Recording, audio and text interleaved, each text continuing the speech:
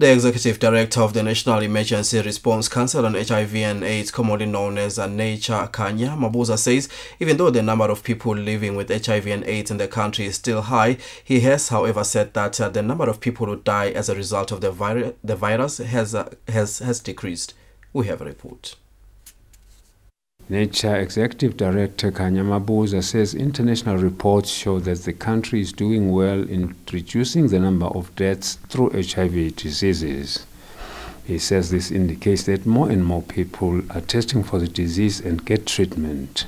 What we have since received is the national, although the global estimates on how we are progressing on the HIV and AIDS response. This is an estimate report that is produced by the UNAIDS, which is a UN organ, that actually give us how countries have progressed in reaching the UN targets on controlling HIV. There are a couple of things that we look at when we look at how we're progressing on the controlling of the response. One, we start by looking at the number of deaths, how many people have died due to AIDS.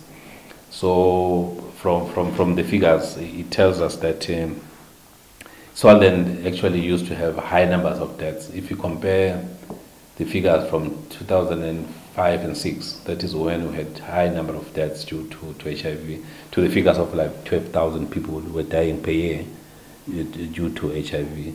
But if you compare the trend over the past 10 years, there's been a drastic drop, particularly from the years 2014 to 2015, drastic drop of number of people that are dying due to AIDS complications.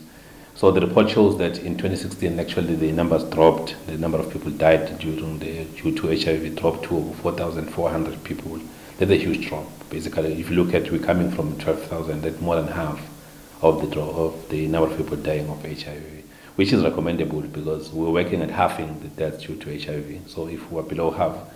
Mabuza says the new infections of the diseases can be greatly reduced if people can test and also get treatment. I'm Lamini, Ernest Mabaso, Swazi TV News, Babane.